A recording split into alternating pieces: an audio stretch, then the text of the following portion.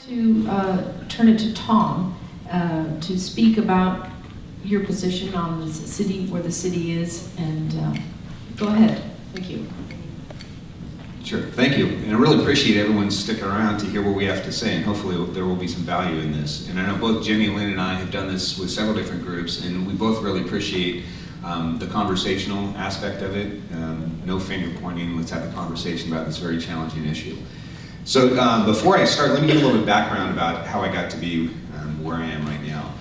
Some of you may be aware, but I used to work for the police department, and one of my actually early beneficial assignments was supervising our sex crime and family violence section, because in there we dealt with child abuse, domestic violence, family violence, and it was a different, it was a transition for me, because I was a typical, I'm a second generation police officer, and I was a hook 'em book 'em kind of guy. I was on the SWAT team, and now all of a sudden we got into this sex crime where it's, I don't want to say touchy-feely, but it's a lot more emotional. But I really realized at that assignment the impact you could have by making connections with people and the person to person. You know, when I became chief of police, people would always introduce me and all the baggage that comes with that title. I said, my name's Tom. I've lived in Santa Rosa for like 35 years, raised my kids here. My job was chief of police. It's not who I am, it's what I did. And again, I go back to, I really learned some of those things back working in sex crimes, because really the impact you could have by just showing some people that you care and not labeling them, that really kind of started the trajectory that got me where I am today. So also towards the end of my career when I was chief, I had the fortunate experience of meeting this young lady. So she was running the shelters, and I can recall her predecessor, it was somewhat adversarial. They did their kind of thing, and if the police asked for any help, it was like, why would we tell you anything? Almost the adversarial thing. And then if you haven't met Jenny Lynn yet, there is some enthusiasm, which you'll see very soon. But she said, yeah, let's work together on this. It was really refreshing. Now, so because the chief, I didn't have much direct contact with her, but the relationship was formed. So once I retired as chief of police, I had this fateful discussion, I think it was 2 days after I retired, where someone asked me, do you live in Santa Rosa? The answer was yes, and said, hey, have you ever thought about running for city council? My wife still shrugs, this is your retirement gig? But in any event, I did run, and I was successful in running for city council. Well, one of the first items that we were faced with, so that was in 2014, I retired December of 13, now it's 2014, we're on city council. And if you recall, the council prior to us getting on there, they weren't getting along. It was rather adversarial, and that was one of the main campaign themes, that people were pointing fingers at each other. So now me, John Sawyer, and Chris Corsi got elected, and we really started working together as a team. And I say that because one thing that we're unanimously in agreement on, all 7 of us, is that homelessness is the #1 issue. Homelessness and housing are the #1 issues facing the city. And I really think we're working very well together on this. So that's kind of the history that kind of leads us up to where we are today. So for me, I could see some of the issues with the homeless services and how those services are presented to members of the community. But I'm also, my background is in organizational development, and I really wanted to understand the system before I tried to start fixing the system. And what I was starting to experience on council, people would come in, because everyone can get, you know, and let the public speak, you get 3 minutes, you could say anything you wanted. And a lot of solutions were coming towards us. And I'm like, okay, but what's the root cause of some of these issues? And is that really the way to fix it? Because we could throw money at a whole bunch of different things. I know there's a city by the bay that's put $1.8 billion towards their homeless situation. Some people would argue, is the homeless situation in San Francisco any better than it was prior to that investment of that money? We won't get into that, but to me that might be an example of, let's just start throwing some money at the problem.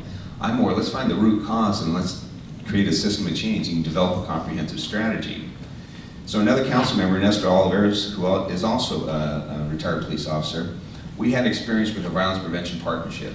How many folks in the room were in Santa Rosa in about 2003, 2004? So if you recall back then, when we had Cinco de Mayo celebrations, they weren't celebrations, they were acts of violence. There's some videos that we showed where right in front of Santa Rosa High School, gang members shooting at other gang members. It was chaos. My first year as a lieutenant was to control that, and we blocked down Mendocino. We had over 100 cops there. But was that any solution? And if you look at the issues of gang members, why do kids join gangs? About family, They're looking for friendship. They're looking to be part of something. What was our community doing to address the gang issues back then? I got a gang issue, who do I call? I call the cops. Were the cops the best people in the community to address the issues why kids go into gangs? Absolutely not. Fortunately, the mayor at the time in 2003, 2004 decided to create this task force, Mayor's Gang Prevention Task Force. It's now called our Violence Prevention Partnership.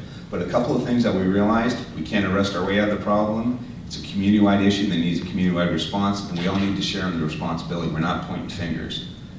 So I challenge you now, remove gang member input homelessness. Right now, if you have an issue with a homeless person, who do you call? The vast majority of people call 911, call the police.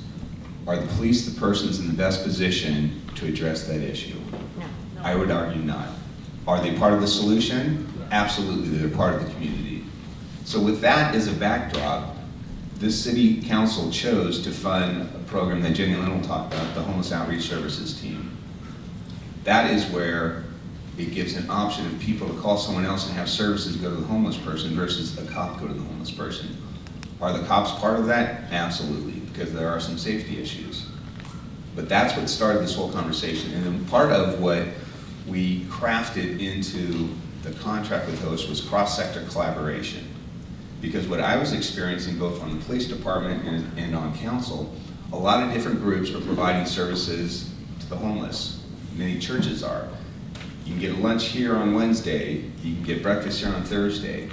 Wouldn't it be nice if we coordinated it so 7 days a week, people would know where to go get food versus I have 3 places on Wednesday, none on Thursday, and 4 on Friday. So we put that into the contract, and from that born some conversations about forming a Santa Rosa Homeless Collective where we can start bringing people together, working collaboratively rather than pointing the finger. Because if you don't understand the way the cities work, typically what entities, governmental entities deal with social service issues, it'd be the county, not the cities. So for the cities, it's kind of like new things. What do? We didn't have the infrastructure. But again, the council working together, let's fund it. How much do we fund? Close to $500,000. About $465,000. Big chunk of change. We're very fortunate that the city did have some financial resources to be able to do that. We also did our Clean Start shower trailer. And some people might say, well, is that a good investment? For me, it was absolutely.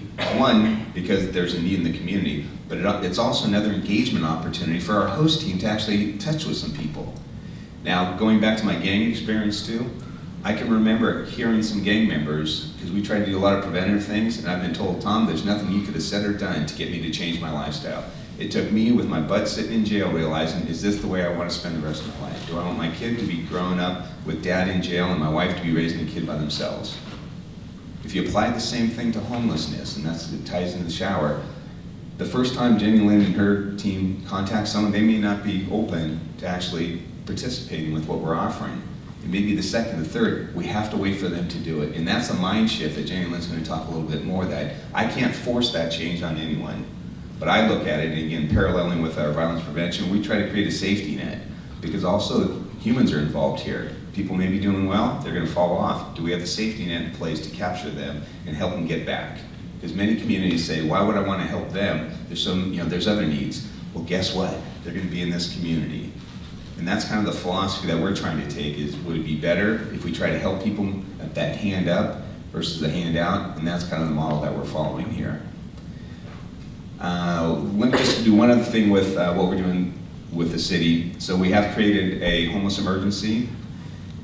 Did any of us on city council think because we declared a homeless emergency that we could click our heels and things are going to change overnight? Absolutely not. But why I was very supportive of it, we don't know what barriers are going to be presented to us. But this will give us a little bit more flexibility when it comes to zoning or other things that otherwise we might have to have a lengthier process. We get that this is of urgent nature. Now we're at the point of, okay, now we need to walk the talk. Having a conversation like this, I think, is walking the talk. I don't know how many times we've met with representatives from your HMTF. Did I get that right? But we really want to see it be successful here. Whatever we come of this, make it be a model for the rest of the community. And the only way we're going to do that is let's talk and let's brainstorm these things versus what I have experienced with some other governmental entities. We call collaboration. Okay, we've done all this, and here's how we'll collaborate. Here's what you can do to help us. And I'm a big believer those that help to create will tend to support. That's what we're trying to do here. We also have a homeless subcommittee. The mayor, after we started our homeless collective, he formed a subcommittee.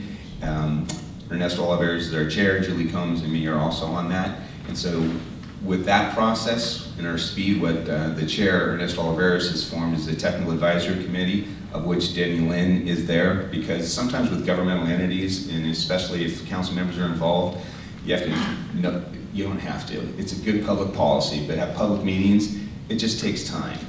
It takes time. And what we're the thought behind this is we can have a technical advisory committee, actually the subject matter experts, do some of the work to kind of pave the way that we can actually move in a little bit quicker fashion. And I think with that, can I hand it over to you and you can fill in some gaps or add to the gaps?